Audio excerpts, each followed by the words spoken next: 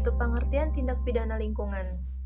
Tindak pidana lingkungan adalah perbuatan melanggar hukum yang dilakukan dengan sengaja atau karena kelalaian yang mengakibatkan pencemaran dan atau kerusakan lingkungan hidup.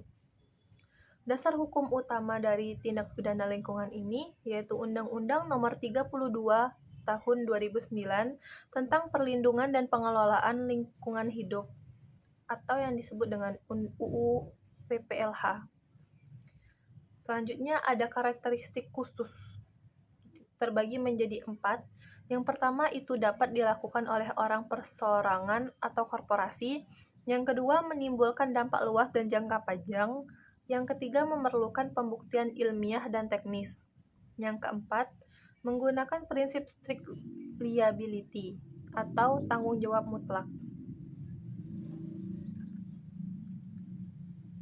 Yang ketiga ini yaitu jenis-jenis tindak pidana lingkungan. Jenis-jenis tindak pidana lingkungan ini terbagi menjadi 2. Yang pertama itu pencemaran lingkungan, yang kedua perusakan lingkungan. Pencemaran lingkungan ini terbagi lagi menjadi 4. Yang pertama, pencemaran air sungai atau laut, yang kedua pencemaran udara, yang ketiga pencemaran tanah, dan yang keempat pencemaran limbah B3. Nah, yang 4 ini pencemaran limbah B3 ini sangat berbahaya karena itu sifatnya ada racunnya. Itu tidak baik untuk manusia. Nah, yang kedua ini perusakan lingkungan. Perusakan lingkungan ini terbagi lagi menjadi 4. Menjadi 4 ini, yang pertama itu pembakaran hutan atau lahan, yang kedua itu penebangan hutan secara liar, yang ketiga itu perusakan ekosistem, nah yang keempat perburuan satwa dilindungi. Nah, pelanggaran administratif ini melakukan usaha tanpa izin lingkungan, melanggar baku mutu, dan tidak melaksanakan tanpa izinnya.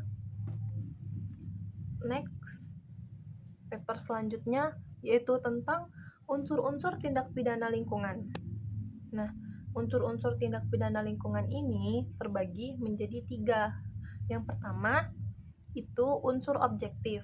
Unsur objektif ini perbuatan melanggar hukum yang mengakibatkan pencemaran atau kerusakan lingkungan. Yang kedua, itu unsur subjektif. Unsur subjektif ini kesengajaan atau kelalaian pelaku dalam melakukan perbuatan. Yang ketiga, unsur akibat.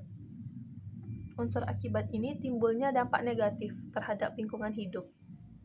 Nah, dari ketiga unsur ini ada prinsip pembuktian. Prinsip pembuktian ini terbagi lagi menjadi 3. Yang pertama itu pembuktian terbalik. Pelaku harus membuktikan tidak bersalah dalam kasus strict liability. Yang kedua, pembuktian ilmiah. Pembuktian ilmiah ini menggunakan data laboratorium, ahli lingkungan, dan analisis. Yang ketiga, ini hubungan kausal. Hubungan kausal ini membuktikan hubungan sebab akibat antara perbuatan dan pergerakannya. Next, paper selanjutnya yaitu kita membahas tentang subjek hukum tindak pidana lingkungan. Subjek hukum tindak pidana lingkungan ini terbagi lagi menjadi 2. Yang pertama itu orang perseorangan, yang kedua korporasi. Nah, yang orang perseorangan ini individu yang melakukannya. Nah, perbuatan melanggar hukum lingkungan ini baik secara langsung maupun tidak langsung dengan sengaja atau karena kelalaian. Nah, kalau korporasi ini badan hukum seperti firma, persekutuan, yayasan, organisasi yang melakukan kegiatan usaha yang berdampak pada lingkungan. Nah, subjek hukum tindak pidana lingkungan ini itu ada pertanggungjawabannya pidana korporasi. Nah, pertanggungjawaban pidana korporasi ini terbagi lagi menjadi 5. Yang pertama itu dapat dikenakan kepada korporasi dan atau pengurusnya. Yang kedua, ini pengurus meliputi direksi, komisaris, atau pejabat lain yang memberi perintah. Yang ketiga ini, korporasi bertanggung jawab tindak pidana jika tindak pidana dilakukan dalam rangka kegiatan. Nah, yang keempat ini sanksi dapat dijatuhkan secara kumulatif. Yang kelima, sanksi dapat dijatuhkan secara tidak kumulatif. Next, selanjutnya. Sanksi pidana dalam tindak pidana lingkungan ini ada jenis pelanggaran dan pidana penjara dan pidana denda. Nah, jenis pelanggaran sanksi pidana tindak pidana lingkungan ini terbagi menjadi 4. Yang pertama, pencemaran berat atau disengaja. Pidana penjaranya maksimal 3-10 tahun. Pidana dendanya 3-10 miliar. Yang kedua, pencemaran atau kelalaian.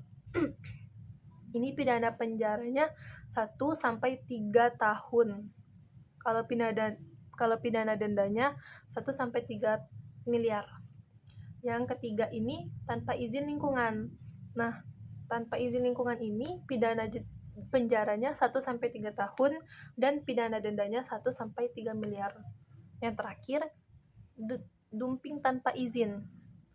Nah, jenis pelanggaran dumping tanpa izin ini pidana penjaranya 3-10 tahun dan pidana dendanya 3-10 miliar. Next, paper selanjutnya yaitu pidana tambahan. Pidana tambahan ini terbagi menjadi 6. Ya, apa saja sih pidana tambahan ini? Yaitu yang pertama, perampasan keuntungan. Perampasan keuntungan ini yang diperoleh dari tindak pidana. Kalau yang kedua, penutupan seluruh atau sebagian tempat usaha dan atau kegiatan. Yang ketiga, perbaikan akibat tindak pidana atau pemulihan lingkungan. Yang keempat, kewajiban mengerjakan apa yang dilalaikan tanpa hak. Yang kelima, penempatan perusahaan. Penempatan perusahaan ini di bawah pengampuan maksimal 3 tahun. Nah, yang terakhir ini yang keenam, pencabutan izin usaha. Izin usahanya itu dicabut. Next, dalam tindak pidana lingkungan ini ada penegakan hukum. Nah, penegakan hukumnya itu terbagi menjadi 3, yaitu penegakan hukum administratif, penegakan hukum perdata, dan penegakan hukum pidana.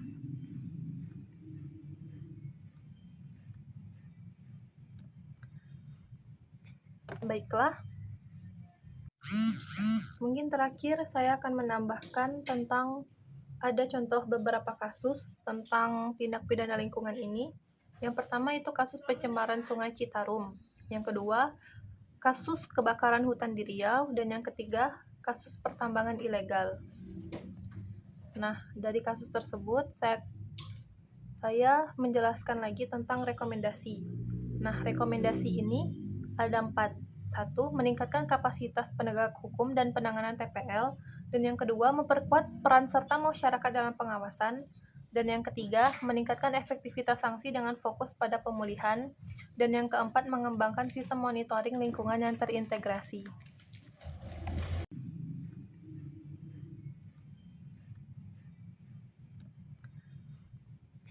Baiklah,